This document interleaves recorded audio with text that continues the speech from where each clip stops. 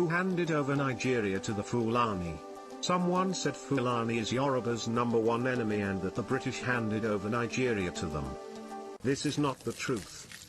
The British did not hand over Nigeria to the Fulani. Parliamentary elections were held in Nigeria on the 12th of December 1959.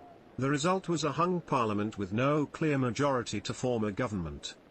Zik's National Council of Nigeria and Cameroons, NCNC, came first with 2,594,577 votes to get 81 seats. Awolaw's Action Group, AG, came second with 1,992,364 votes to get 73 seats. However, the Ahmadu Bello's Northern People's Congress, NPC, came a distant third with 1,922,179 votes to get 134 of the 312 seats in the House of Representatives despite getting less public votes. The above three major political parties in the election did not get enough number of the seats to form a government. An alliance had to be formed to determine who would rule. It was a no-brainer that Zik's NCNC and Awolaw's Action Group should make a coalition government as they came first and second respectively. Awolowo then humbled himself and volunteered to be a deputy prime minister or finance minister in a coalition government with Zik as the prime minister. This was because the Zik's NCNC party had more public votes and seats than the Awolaw's Action Group.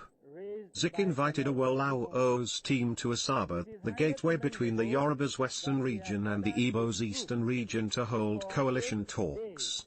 The talks were a clever ruse to keep Action Group's hopes high, so that Action Group would be kept distracted from meeting with other minor parties for talks, including Northern Elements Progressive Union with 8 seats, Mobile Aye Grand Alliance with 6 seats, Igala Union with 4 seats, Independent Candidates with 4 seats, Igbo Tribal Union with 4 seats and the Niger Delta Congress with 1 seat.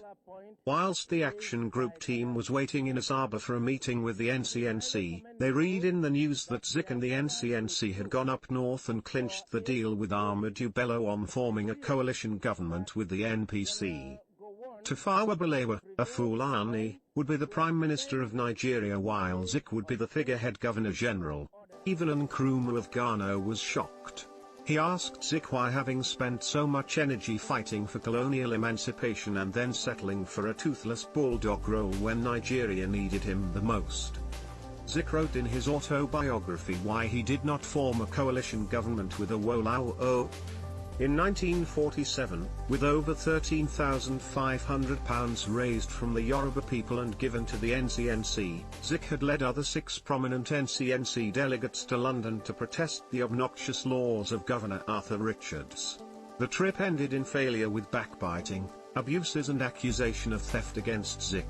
Zik's opponents at the NCNC accused him of squandering the money in the trust of Nigerians. Zik replied insinuating that the Yoruban on the team, that are, Mrs. Funmilayo Ransom Kuti, Prince Adeleke Adedoyin, and Dr. Abiola Runaim, were the problem. There erupted a heated and prolonged press war between Zik's political reminiscence in his West African pilot and H.O. Davis' political panorama in the daily service. This led to Igbo in Lagos rushing to buy machetes in large numbers, thinking a tribal war was imminent. The governor and his general secretary, Hugh Foote, quickly called Zik and H.O. Davis to order at the government house. Zik went away with the resolve that the Yoruba must not be allowed to rule over others in Nigeria. And afterwards in the daily service published the speech of Zik in 1949 about Igbo being destined by God to conquer and rule over others. This, among others, will explain why Zik rejected Awolowo's offer of a coalition government in 1959 and instead worked with the Fulani. The Fulani had been reading Zik and the Igbo through the lens of his 1949 speech ever since.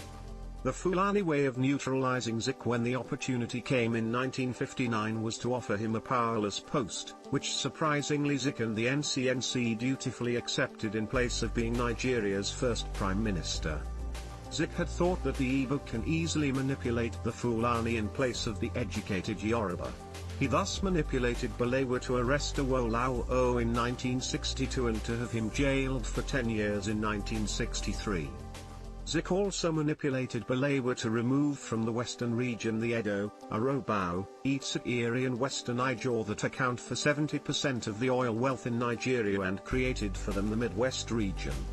Zik's hatred for the Yoruba gave the Fulani the impetus to rule over others in Nigeria. The Igbo coup plotters tried to undo Zik's mistake in 1966. And unfortunately, they killed other ethnic group leaders and left theirs, which resulted in the civil war. Britain did not really hand over Nigeria to the Fulani.